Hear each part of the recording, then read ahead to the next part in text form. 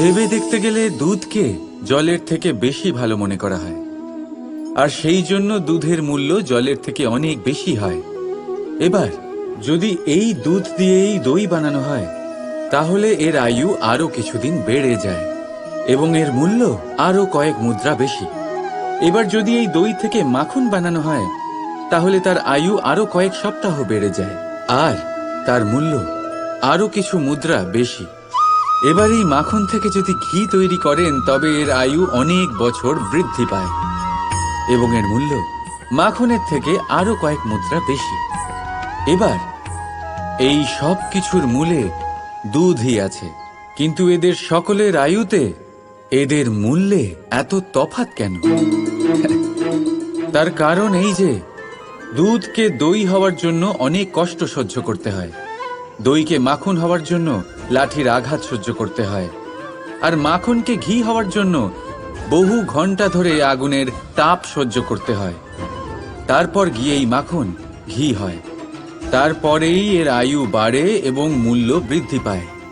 এবার আমরা মানুষেরাও সবাই সমান, দুধের মতো, কিন্তু মহান সেই হয় যে কঠিন পরিস্থিতির মুখোমুখি হয়, যে বিপদের মোকাবিলা করে, যে এই প্রতিযোগিতাগুলোয় সফল হয়। এই সব করলে তবেই জীবনে অগ্রসর হতে পারবে, তবেই জীবনে আপনার যশের আয়ু বৃদ্ধি পাবে, আর তখনই এই সংসার আপনাকে মহান মনে করবে। রাধা রাধা। এই পাথর দেখতে পাচ্ছেন আপনি? কত গোল, কতটা চকচকে। বাচ্চাদের অনেক সময় এটা নিয়ে খেলতে ভালো লাগে, আর কেনই বা লাগবে না? কতটা সুন্দর আর মসৃণ এটা। কিন্তু আপনি কি কখনো ভেবে দেখেছেন এই পাথর আগে কি ছিল? কোনো বিশাল আকার পর্বত, কোনো বিশাল আকার পাথরের একটা বড় ভেঙে যাওয়া অংশ বিশেষ, যেটা কোনোভাবে নদীতে পড়ে নদীর ধারার সাথে বইতে থাকলো, মাটির সাথে ঘর্ষণ হলো, বালির কণার সাথে ঘর্ষণ হতে থাকলো, আর তারপর ধীরে ধীরে এই আকার পেল। এবার আমরাও এই পাথরের মতোই। তাই মনে রাখবেন, আপনার ব্যক্তিত্ব, আপনার এই স্বরূপ ঈশ্বরের দেওয়া কখনোই নয়। হ্যাঁ, প্রকৃতি অবশ্যই আপনাকে জন্ম দিয়েছেন, কিন্তু আপনি নিজে নিজের ব্যক্তিত্বের রচয়িতা, আর আপনি তা রচনা করেন কঠিন পরিস্থিতির মুখোমুখি হয়ে, সংকটের ধারা পার করে। তাই আপনিও এই পাথরের মতো নিরন্তর চেষ্টা করতে থাকুন, নিজের অস্তিত্ব বজায় রাখুন, এই অস্তিত্বকে মহান করতে থাকুন, আর আমার সাথে ভালোবেসে বলুন, রাধা রাধা। ভাবুন, যদি আপনার পথে, আপনার বাড়িতে, কর্মস্থানে বা যে কোনো জায়গায় আপনি কোনো সাপ দেখতে পান, তবে আপনি কি করেন? সেই সাপের থেকে আপনি দূরে পালাবার চেষ্টা করেন, বা সেই সাপকে আপনি সরিয়ে ফেলার চেষ্টা করেন যাতে সাপের থেকে আপনি মুক্তি পান, যাতে সে আপনাকে ছোবল না মারে, তাই না? এবার ভাবুন, যদি সেই বিষধর সাপের কাছে মণি আছে জানতে পারেন, তাহলে কি করবেন? তখন আপনি তাই করবেন, সেই সাপের থেকে দূরে পালানোর চেষ্টা করবেন। এবার দেখুন কি অদ্ভুত ব্যাপার, মানুষ সাপের থেকে দূরে পালাতে থাকে, তার কাছে মণি আছে সেটা জেনেও। কিন্তু এই মানুষ ধনী আর দুষ্ট লোকের কাছে নিজে পায়ে হেঁটে যায়, চেষ্টা করে যে তার উপর ওদের কৃপা দৃষ্টি থাকে, আর এই সব কাজ শুধুমাত্র ধন লাভ করার জন্য। তাই মনে রাখবেন, সে রূপবান হোক বা ধনবান, দুষ্ট তো দুষ্টই থাকে, আর এই দুষ্টদের থেকে দূরে থাকাটাই মঙ্গলজনক। কাছে তাদের রাখুন যাদের মনে প্রেমের অমৃত আছে, কাছে তাদের রাখুন যারা জীবনে কর্মের ওপর নির্ভরশীল। রাধা রাধা। প্রদীপ, এই প্রদীপকে জ্বালানোর জন্য কিসের প্রয়োজন হয়? সলতে, ঘি, আগুন, ব্যাস? না, আসলে বাস্তব রূপে সত্যি এটাই যে এটা জ্বালানোর জন্য বায়ুর প্রয়োজন হয়। বায়ু জানা শুধুমাত্র আমাদের প্রাণদান করে, বরং এই আগুন জ্বালাতেও আমাদের সাহায্য করে। এবারে দেখুন,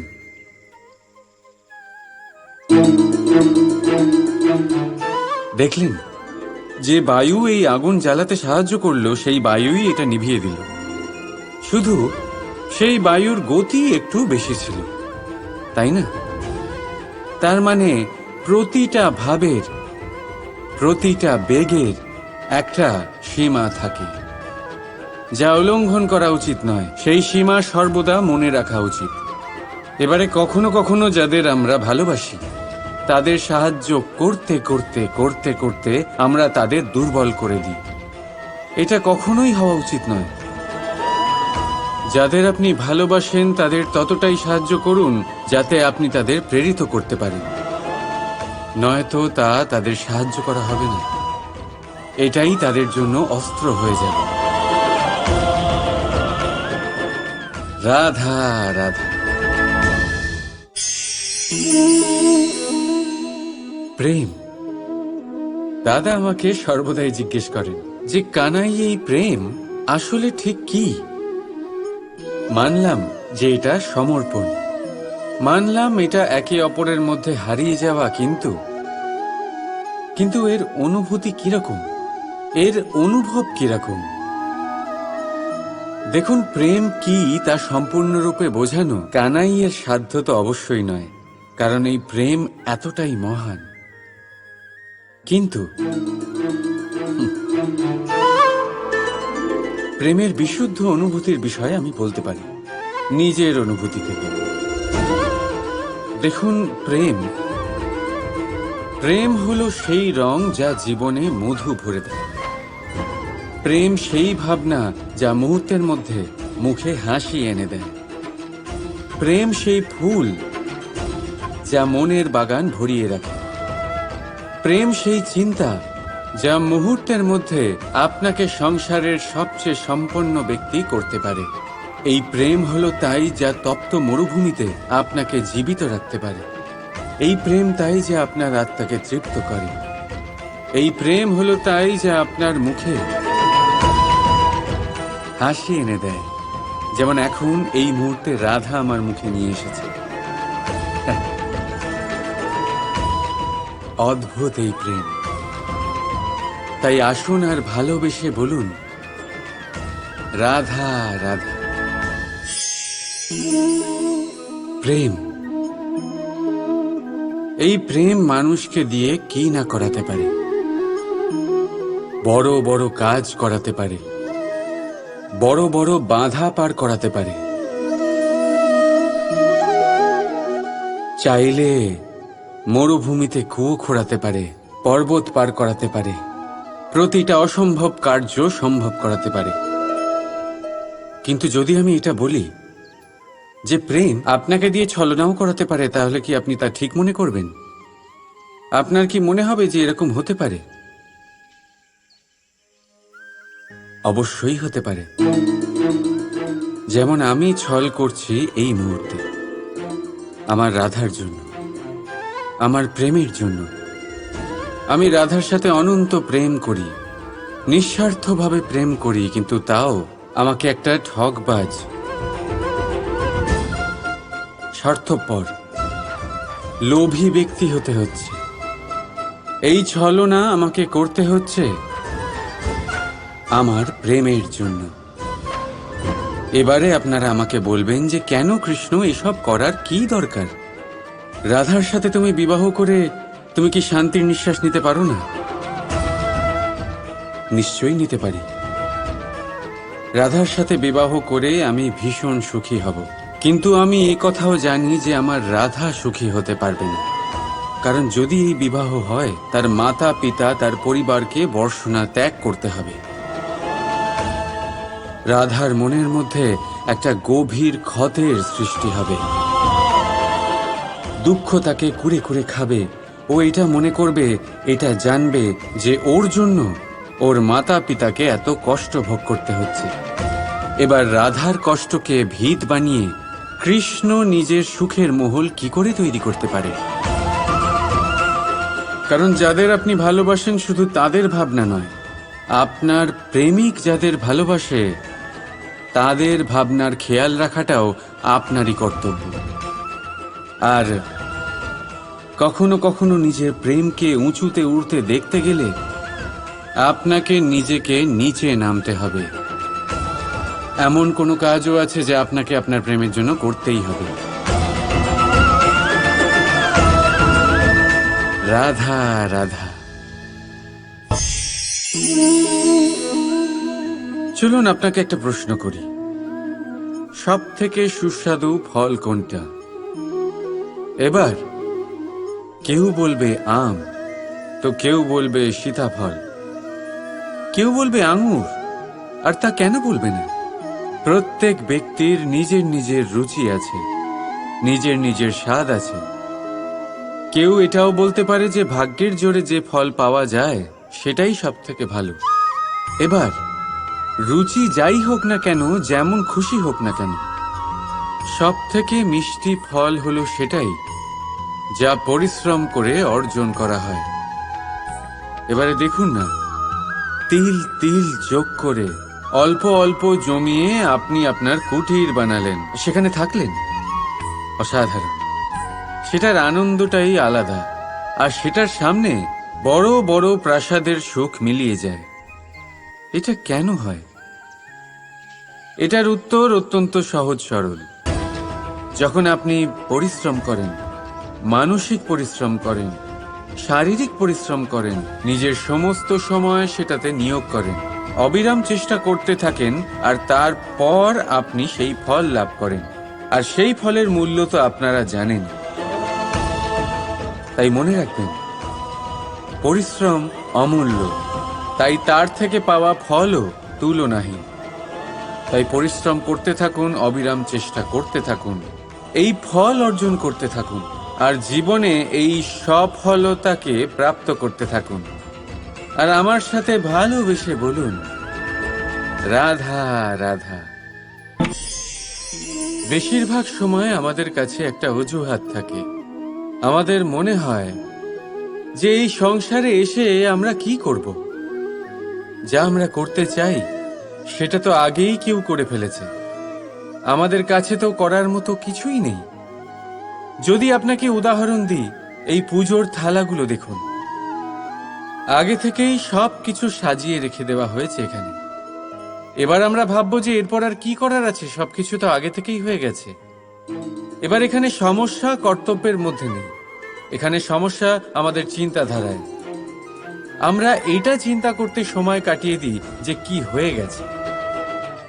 আমাদের এটা চিন্তা করা উচিত যে কি করা এখনো বাকি আছে, যাতে আমরা যোগদান করতে পারি।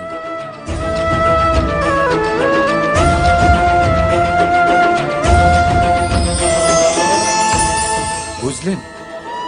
সংসারে এমন কোনো কাজ নেই যা শেষ হয়ে গেছে। আপনারা সবাই সেটাকে এগিয়ে নিয়ে যাওয়ার প্রয়াস করতে পারেন। আপনি সেই কাজকে আরো ভালো করে তুলতে পারেন। শুধু দরকার হলো ধন্যাত্মক চিন্তা ভাবনা। রাধা রাধা। अस्तु मा सद्गमे तमसो मा ज्योतिर्गमे মৃত্যুর্মা মৃতম গমে। আপনি কখনো ভেবে দেখেছেন, কালো রং যদি না থাকতো তাহলে কি সাদা রং আপনি বুঝতে পারতেন? রাত্রের অন্ধকার যদি না থাকতো তাহলে সূর্য প্রকাশের অর্থ কি আমরা বুঝতে পারতাম? যদি এই ক্লান্তি না থাকতো তাহলে কি বিশ্রাম কাকে বলে আপনি বুঝতেন? এই খিদে যদি না থাকতো তাহলে কি এই সুস্বাদু ব্যঞ্জনের অর্থ আমরা বুঝতে পারতাম? আমরা কি সবকিছুর আনন্দ উপভোগ করতে পারতাম? তাই মনে রাখবেন, এই সংসারে কোনো অনুভূতি বা বস্তু খারাপ নয়। যদি আপনি মনে করেন সেটা খারাপ, তাহলে সেই কারণে যে এই খারাপ অত্যন্ত আবশ্যক, নয়তো ঈশ্বর এটাকে আমাদের সংসারে রাখতেন না। এই খারাপের উদ্দেশ্য হলো যাতে আমরা ভালোর মাহাত্ম্য বুঝতে পারি, যাতে আমরা ভালোর দিকে লক্ষ্য পূরণ করতে পারি। তাই খারাপকে কখনো ঘৃণা করবেন না। এটা তো শুধু ভালোর জন্মগ্রহণের জনক। সেটাকে ভালোতে পরিবর্তন করুন। অসত্য থেকে সত্যের দিকে নিয়ে যান, অন্ধকার থেকে আলোর দিকে নিয়ে যান, মৃত্যু থেকে অমরত্বের দিকে নিয়ে যান, কিন্তু প্রেমের পথ দিয়ে। রাধা রাধা। ভয়, এই ভয় সব সময় মানুষের সাথে থাকে। কিছু হারিয়ে ফেলার ভয়, যেটা পাওয়া গেছে সেটা হারিয়ে ফেলার ভয়, যার কাছে আমরা রয়েছি তার দূরে চলে যাওয়ার ভয়, যেটা আমাদের সেটা আমাদের থেকে কেড়ে নেওয়ার ভয়। আর মানুষ নিজের সারাটা জীবন কাটিয়ে দেয় এই ভয়েরই ছায়াতে। কিন্তু আপনি কি কখনো এটা ভেবে দেখেছেন যে এই ভয় আমরা কেন পাই? এই ভয় আমরা এই জন্য পাই কারণ আমরা সেই ব্যক্তি, সেই অনুভূতি, সেই বস্তুকে নিজের সাথে আটকে রাখি। আমরা নিজেই তাকে এত শক্তি প্রদান করি যে সে যখন ইচ্ছে আমাদের ছেড়ে চলে যেতে পারে, আমাদের কষ্ট দিতে পারে। কিন্তু যদি আমরা ওই অনুভূতি, ওই ব্যক্তি, ওই বস্তুর সাথে নির্লিপ্ত থাকি, সেটার আকর্ষণ থেকে আমরা মুক্ত হয়ে যাই, তাহলে না সে আমাদেরকে ছেড়ে যেতে পারবে, না আমাদের কষ্ট দিতে পারবে। সেই জন্য স্বতন্ত্র থাকুন, আর সবাইকে স্বতন্ত্র রাখবেন, প্রেমকেও। রাধা রাধা। প্রেম, প্রেম কি তা সকলে জানে। সামান্য রূপে এই প্রেম আকর্ষণ দিয়ে শুরু হয়, আর এর মধ্যে খারাপ কিছুই নেই। গুরুত্বপূর্ণ কথা হলো এটাই যে এই প্রেমের লক্ষ্য কি। যাকে আপনি প্রেম করেছেন তাকে পাওয়া, নাকি না পাওয়ার জন্যে নিজেকে বিচলিত করে সংসার থেকে মুখ ফিরিয়ে নেওয়া। যদি কেউ এই দুই বিকল্পের মধ্যে একটাকে বেছে নেয়, তাহলে আপনাকে বলে দিই, এই দুটোই প্রেমের অন্ত। প্রেমের আসল অর্থ হল সমর্পণ, সম্পূর্ণ নিঃস্বার্থ সমর্পণ। এমন প্রেম যাতে যার সাথে আপনি প্রেম করেছেন তাকে পাওয়ার প্রসন্নতা আপনার লক্ষ্য নয়, যাকে প্রেম করেছেন তাকে প্রসন্ন করাই আপনার লক্ষ্য হোক। এই প্রেম ঈশ্বর। কিন্তু যদি এই প্রেমে সম্পূর্ণরূপে সমর্পিত না হন, তাহলে এই প্রেমের কাঠামো তৈরি করতে পারবেন না। কিন্তু যদি এই প্রেমে নিজেকে পুরোপুরিভাবে সমর্পিত করতে পারেন, তাহলে বুঝে যাবেন এই প্রেমে আপনি ঈশ্বর পেয়েছেন। রাধা রাধা। দেখতে গেলে এই সংসার বড়ই সুন্দর, কিন্তু আসল সত্যি এটাই যে সংসারে সবকিছু নশ্বর। যেটা কাল ছিল তা আজ নেই, যা আজ আছে তা কাল ছিল না, আর যা আজ আছে তা কালও থাকবে না। প্রত্যেক মানুষকেই যথাসময়ে কালের কাছে মাথা নত করতে হয়। এই রূপের বিনাশ করে বার্ধক্য, প্রাণের বিনাশ করে মৃত্যু, আলস্য, ঈর্ষা ধর্মের বিনাশ করে, আর ক্রোধ, ক্রোধ বিনাশ করে সম্পর্কের। কিন্তু এরকম একটা অনুভূতি আছে যা একাই সমস্ত গুণ বিনাশ করতে সক্ষম হয়, আর সেটা হলো অহংকার। তাই জ্ঞানকে নিজের কাছে আসতে দিন, কিন্তু অহংকারকে কখনোই নয়। কারণ যদি এই অহংকার আপনার কাছে চলে আসে, তাহলে জীবনে যা কিছু আপনি অর্জন করেছেন, তা সে গুণ হোক বা হোক ধন, সে বন্ধু হোক বা হোক আনন্দ, সবকিছু শেষ হয়ে যাবে। রাধা রাধা।